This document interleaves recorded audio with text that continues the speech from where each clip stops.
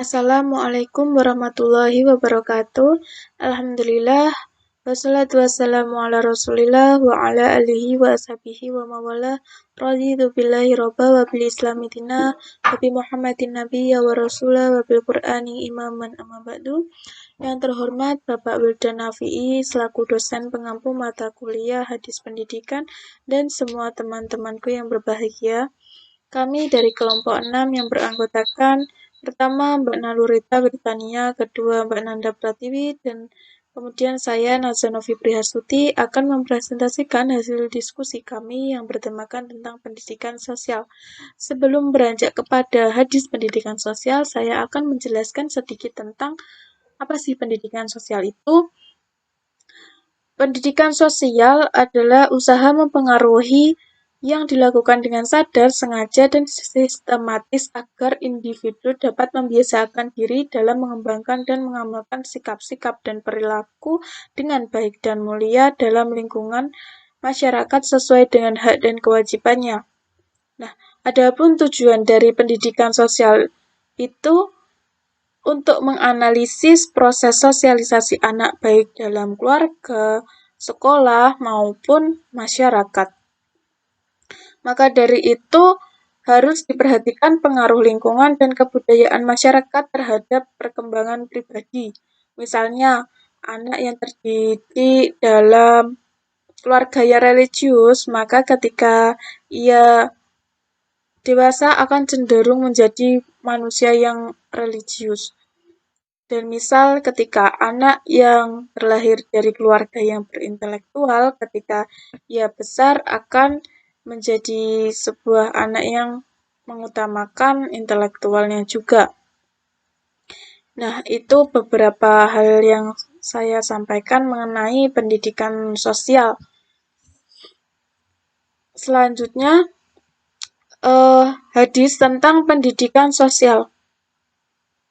Dari Rawi Ahmad yang berbunyi An Abdullah ibni Amri ibni al-Asi annahu sami'a Rasulullah sallallahu alaihi wasallam qala waladhi nafsu Muhammadin biyadihi inna masalal mu'mini laka masali al-nahlati akalat tayyiban wa wadu'at tayyiban wa waqa'at falam tuksar walam tafsud.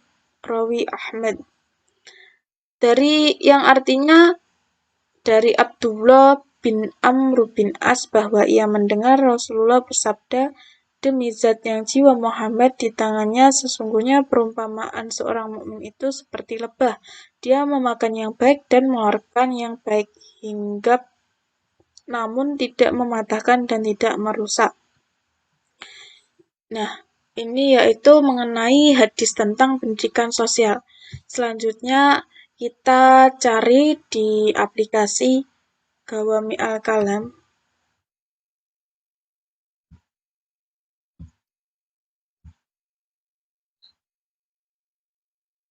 dengan kunci Kama Salah Al-Nahlati.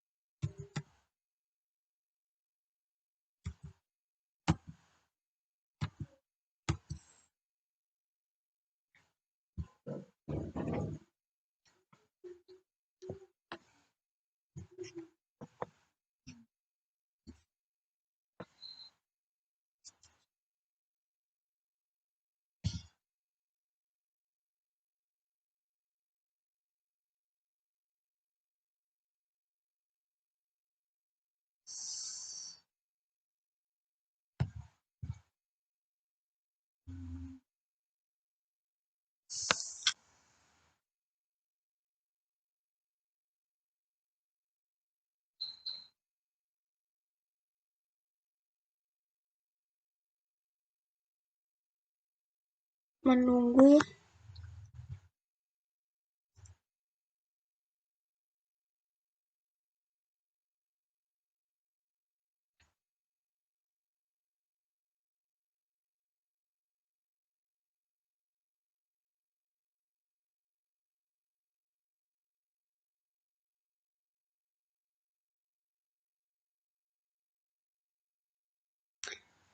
Ini dari aplikasi kitab teratas yaitu Al-Mustadrak ala Sahihin.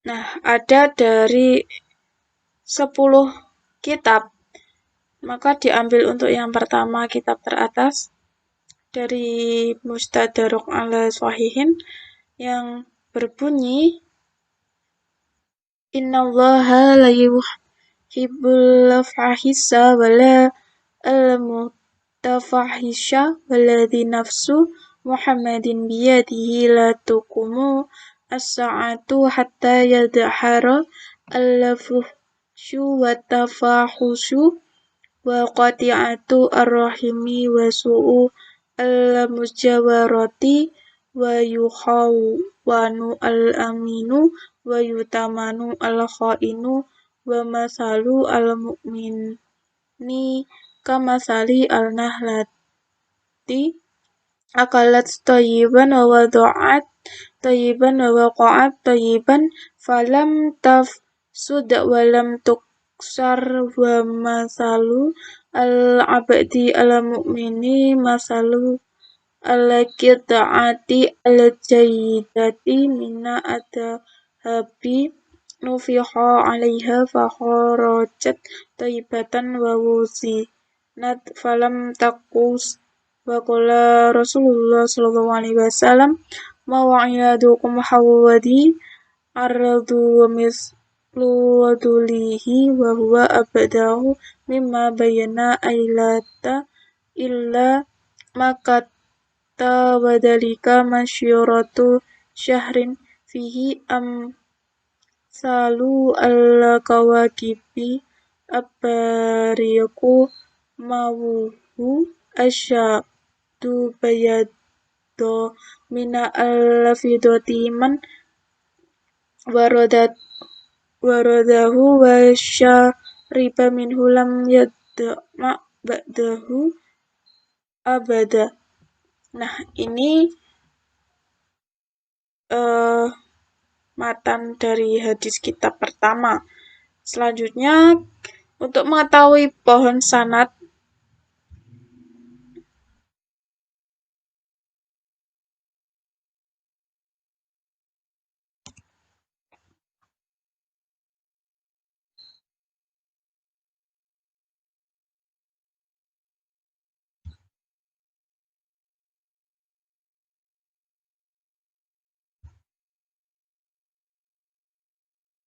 nah, ini yang diriwayatkan dari Abdullah bin Amru merupakan sahabat Nabi.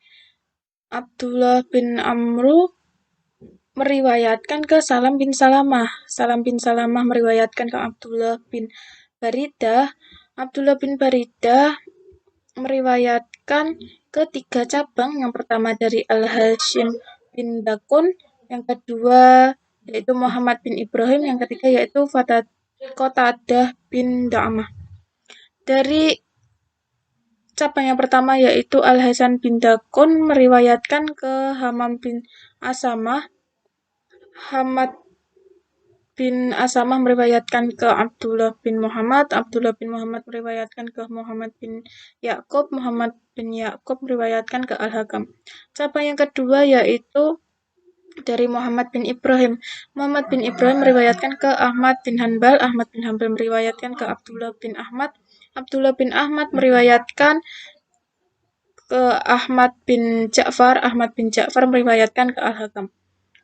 Dan kemudian jalur yang ketiga atau cabang yang ketiga yaitu Qatadah bin Da'amah meriwayatkan ke Hamam bin Yahya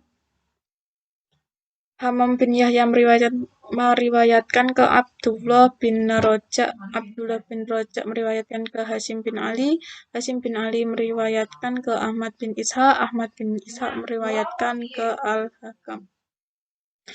Ini merupakan pohon sanad yang diriwayatkan oleh Abdullah bin Amru di kitab Al-Mustadrak ala Sahihin.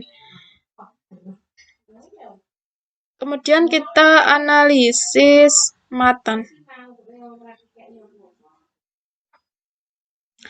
Coba kita lihat dari grafik yang ada ini.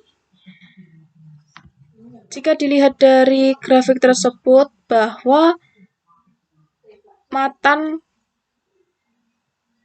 di kitab Al-Mustadrak ala Sahihin ini termasuk syadz. Selanjutnya analisis sanad.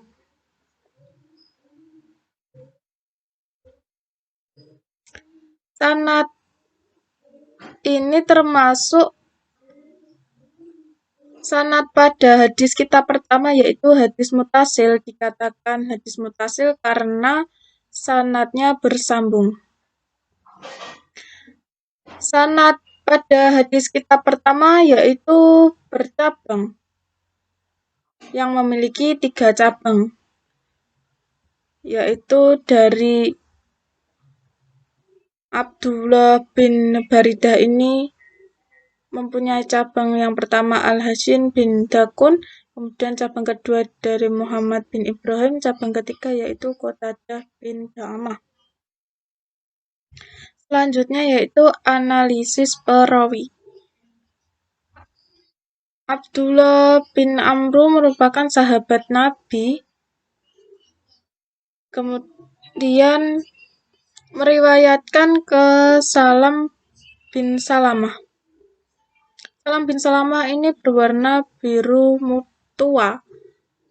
Biru tua ini yang diartikan dhaif. Dilihat dari jar wa ta'dil.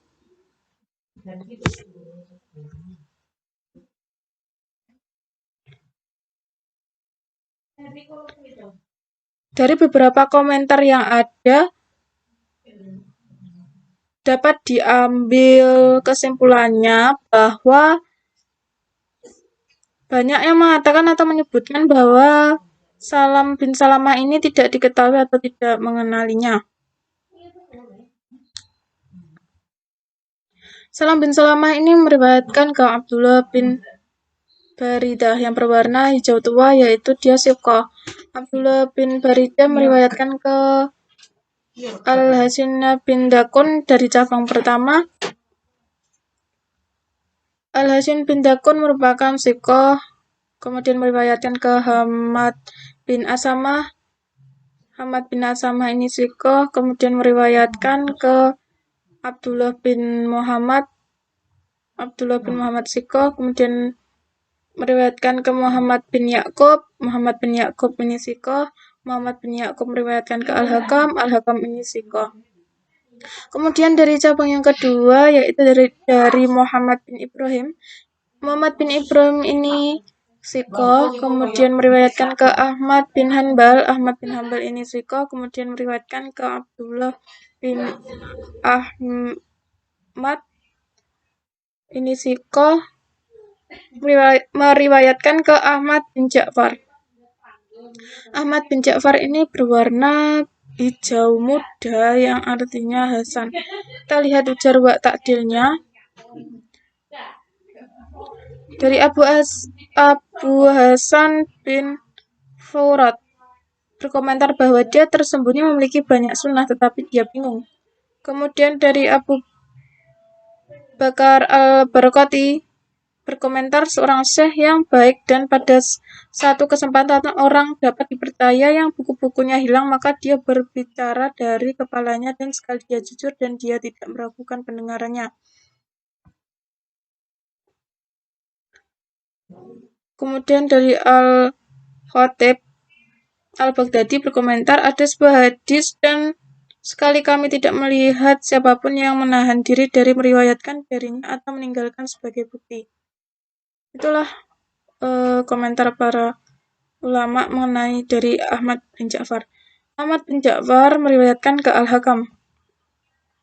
Kemudian cabang yang ketiga dari Qatadah bin Da'amah.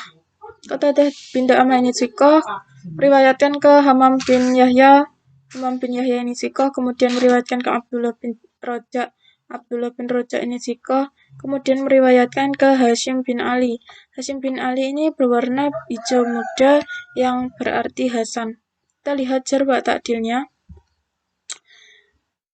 Yang pertama dari komentarnya Al-Hatim bin Habban Al-Bisti berkomentar mengatakan bahwa Hisham bin Ali menyebutkan seorang yang dapat dipercaya dan hadisnya itu lurus. Kemudian Abu Abdullah Al-Hakim berkomentar hadis yang diriwayatkan Hisham bin Ali itu sahih atau benar.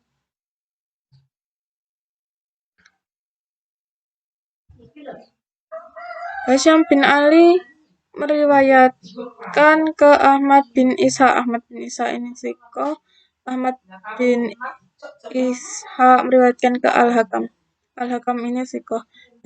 Jadi kita dapat menyimpulkan dari segi matan, sanad, perawi, hadis yang diriwayatkan oleh Abdullah bin Amr di kitab Al-Mustadrak ala Sahihin ini, hadis ini merupakan derajatnya dhaif. Selanjutnya untuk kitab kedua akan dilanjutkan oleh rekan saya. Baiklah, saya Nanda Pratiwi akan melanjutkan dan akan menjelaskan tentang kitab yang kedua. Langsung saja kita langsung ke Ghawami Al-Kalem dengan memasukkan kata kunci kama salah al-nahlati.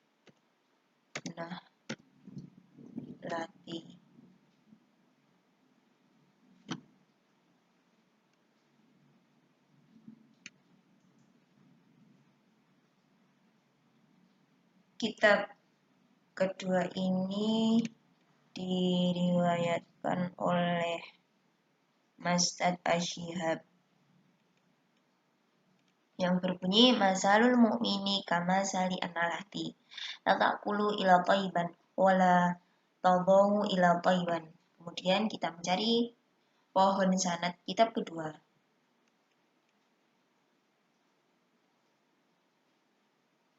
Pohon sanad kitab kedua yaitu Lakit bin Namr meriwayatkan kepada Waqi' bin Adas. Waqi' bin Adas meriwayatkan kepada yang Ali bin Natai, kemudian diriwayatkan kepada Sa'ibah bin Al-Hajjaj. Sa'ibah bin Al-Hajjaj meriwayatkan kepada Al-Hajjaj bin Nasir.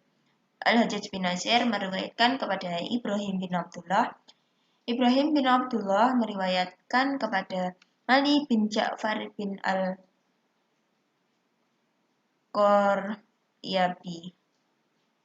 Ali bin Ja'far bin Al-Qaryabi meriwayatkan kepada Ibrahim bin Ali.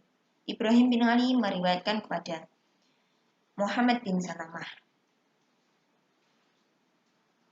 Analisa matan kedua. Dilihat dari beberapa grafik matan hadis ini termasuk syad.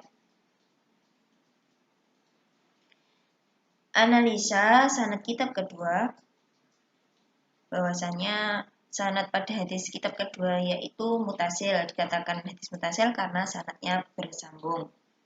Sanad pada hadis kedua ini yaitu tidak bercabang. Analisa rawi kitab kedua. Analisa rawi kitab kedua ini bahwasanya Lakit bin Namr adalah sahabat Nabi. Kemudian melihatkan kepada Waqi' bin Adas bahwasanya yang berwarna biru muda itu laisa bil qawi. Dilihat di Jarh wa ta'dilnya Abu Hasan bin Al-Qatani Al-Fasati berkomentar bahwasanya banyak yang tidak dikenal. Menurut Abu Hatim bin Kaban Al-Basati, dia menyebutkannya di tempat yang dapat dipercaya. Menurut Ibnu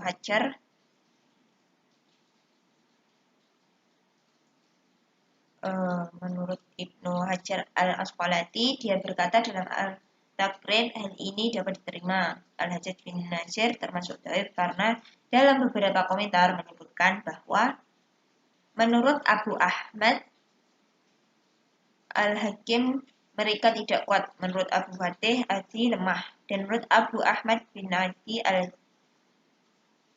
Al-Jarjati dia menyebutkan hadis kepadanya. Kemudian diriwayatkan kepada Yang Ali bin Atha'i bahwasanya sikoh karena berulang hijau tua. Kemudian meriwayatkan kepada Sa'ibah bin Al-Hajjaj, sikoh juga. Sa'ibah bin Al-Hajjaj meriwayatkan kepada Al-Hajjaj bin Nasir.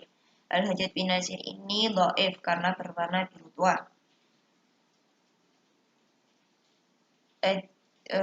Dilihat dari Jarh wa ta'dilnya, bahwasanya Al-Hajjaj bin Nasir memiliki hadis dan riwayat selain dari yang saya sebutkan, dan itu dengan cara selain dari yang disebutkan soleh. Kemudian meriwayatkan kepada Ibrahim bin Abdullah meriwayatkan kepada Ali bin Ja'far bin Al-Faryabi, sikoh juga. Kemudian diriwayatkan kepada Ibrahim bin Ali ini berwarna biru muda, yaitu laisa bil qawi. Karena terdapat sebuah komentar, dia meriwayatkan atas otoritas Utsman bin Ahmad bin Ibrahim bin Rostam. Kemudian meriwayatkan kepada Muhammad bin Salamah. Kesimpulan kitab kedua ini yaitu berdasarkan beberapa pemaparan dari matan, sanad, dan perawi hadis yang meriwayatkan oleh Waqi' bin Adas di kitab kedua Musnad Al-Shihab, dapat disimpulkan bahwa hadis ini termasuk kategori hadis dhaif karena banyaknya cacat pada hadis yang merupakan tidak sesuai memenuhi syarat dari hadis sahih. Untuk poin selanjutnya akan dilanjutkan oleh Nalurita. Saya Nalurita Britania akan menjelaskan tentang kitab ketiga. Baik, kitab ketiga ini terdapat dalam kitab Jaza'a min Hadisi Ibnu Mukhalad Al-Athar. Langsung saja kita buka dalam aplikasi.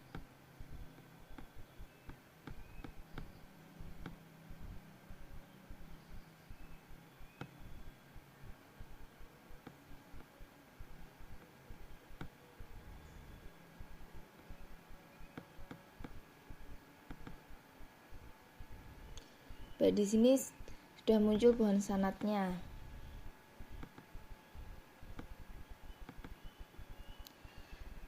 Hadis ini diriwayatkan oleh sahabat Nabi Likit bin Amar.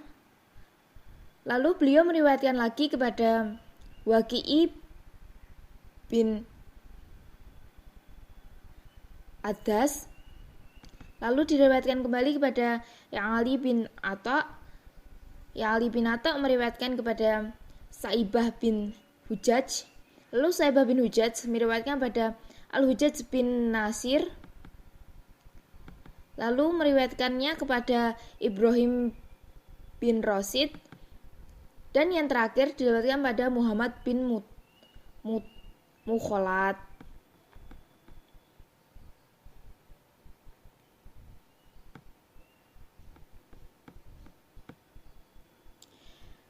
Lalu poin selanjutnya yaitu analisa matan.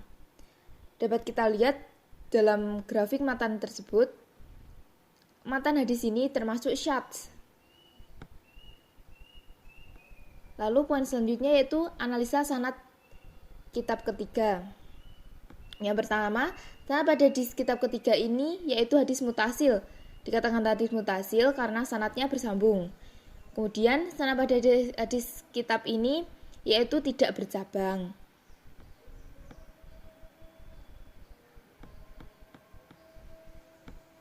Untuk poin selanjutnya yaitu analisa rawi. Untuk yang pertama, Likit bin Amr ini termasuk sahabat Nabi. Kemudian meriwayatkannya kepada Waqi' bin Adas. Tetapi Waqi' bin Adas ini termasuk laisa bil khawi karena dalam beberapa komentar menyebutkan bahwa banyak yang tidak mengenalnya dan sebagian meriwayatkan bahwa Waqi' bin Adas ini sangat unik dalam meriwayatkan hadis sehingga banyak yang tidak mempercayainya. Kemudian diriwayatkan lagi kepada Ya'ali bin Atha. Ya'ali bin Atha ini termasuk sikoh. Kemudian meriwayatkan lagi kepada Su'aibah bin Hujaj. Ini juga termasuk sikoh. Lalu beliau meriwayatkan lagi pada Hajjaj bin Nasir. Hajjaj bin Nasir ini termasuk do'if karena dalam beberapa komentar menyebut bahwa yang pertama Abu Ahmad bin Adi berkomentar bahwa dia menyebutkan hadis kepadanya dan kemudian berkata, Hajjaj bin Nasir memiliki hadis dan riwayat selain dari yang saya sebutkan dan itu dengan cara selain dari yang disebutkan soleh. Abu Hatim yang kedua, Abu Hatim Ar-Razzaq berpendapat bahwa hadisnya munkar, hadisnya lemah, dia meninggalkan hadisnya dan orang-orang tidak membicarakannya.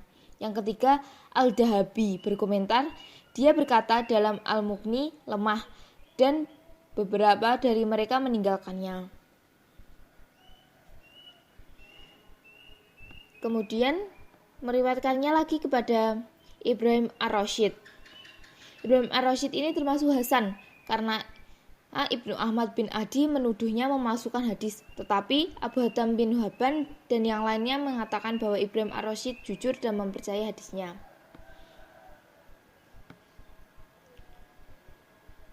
Baik, jadi kesimpulan dari kitab ini yaitu berdasarkan beberapa pemaparan dari matan, sanad, dan perawi hadis, hadis yang diriwayatkan oleh Waqi' bin Adas di kitab ketiga Jaza' min hadis Ibnu Mukhalad al-Athar dapat disimpulkan bahwa hadis ini termasuk kategori hadis do'if karena banyak yang cacat pada hadis yang merupakan tidak sesuai memenuhi syarat dari hadis sahih. Untuk poin selanjutnya yaitu penjelasan kandungan hadis. Kajian hadis di atas terbagi menjadi dua, yaitu pertama, bagian nilai-nilai pendidikan secara umum meliputi profil pendidik, profesionalismenya, dan metode pengajaran. Kedua, nilai-nilai pendidikan sosial. Yang pertama, sampaikan pesan tarbiyah dengan singkat, jelas, tidak bertele-tele. Seorang guru dituntut untuk memiliki kemampuan komunikasi yang efektif, motivatif, dan inspiratif. Rasulullah SAW memiliki kemampuan komunikasi yang baik. Beliau berkomunikasi dengan kalimat ijaz atau singkat dan padat, namun tetap ilmiah, menunjukkan kepada sosok Rasulullah SAW sebagai seorang guru besar memiliki kekuatan intelektual, kekuatan jiwa, dan kekuatan perasaan atau naluriah, sehingga pesan tarbawi beliau tepat pada sasarannya. Yang kedua, tenang dalam menyampaikan pengajaran. Sikap yang tenang dan konsentrasi dalam berkomunikasi berdampak pada pembicara memiliki kesempatan cukup untuk merangkai dan menyusun daya imajinasinya secara tepat, akurat, dan ilmiah, sehingga tidak mengacaukan konsep berpikirnya. Dan juga memberi kesempatan kepada pendengar atau siswa untuk menguasai makna pembicaraan sehingga semakin efektif dan efisien proses belajar mengajar antara guru dan siswa. Pesan-pesan pendidikan sosial yang dapat kita ambil dalam hadis ini yaitu dalam hadis ini manusia diibaratkan dengan sosok lebah. Pengibaratannya itu contohnya yaitu manusia sebagai makhluk sosial, saling membutuhkan, tidak dapat hidup hanya mementingkan diri sendiri atau individualis, karena kehidupan lebah merupakan hewan yang hidup berkoloni. Koloni lebah tersusun dengan kehidupan yang sangat bermasyarakat, terorganisir. Di antaranya mereka ada yang menjadi lebah ratu, lebah penjaga, lebah pekerja, dan lebah penjelajah. Kemudian ada prinsip-prinsip membangun kehidupan sosial yang berkeadilan dan egaliter menurut hadis di atas adalah: yang pertama, lebah hinggap di tempat yang bersih dan memakan yang bersih-bersih atau nektar bunga. Maknanya bahwa setiap muslim hendaknya menata kehidupannya bermasyarakat itu dengan bersih, baik itu bersih lingkungannya, bersih pergaulannya, bersih keluarganya, ataupun bersih individunya. Yang kedua, lebah menghasilkan madu yang berkhasiat bagi kesehatan manusia. Maknanya seorang muslim yang baik adalah yang banyak memberikan manfaat kepada manusia yang lain tanpa memandang ras, suku, dan agama. Setiap muslim sepantasnya menjadi pelopor dan dalam kebaikan, kesejahteraan, dan kemajuan peradaban manusia. Yang ketiga, lebah itu tidak merusak, tidak melukai, dan tidak mengganggu, namun tetap berani mempertahankan hak bila ada pihak lain yang mengganggunya. Seorang muslim hendaknya terdepan dalam menjaga ketertiban dan keamanan masyarakatnya.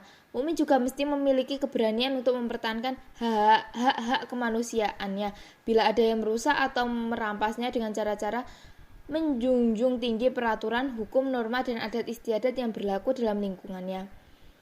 Pepatah menyebutkan, di mana bumi diinjak, di sana langit dijunjung.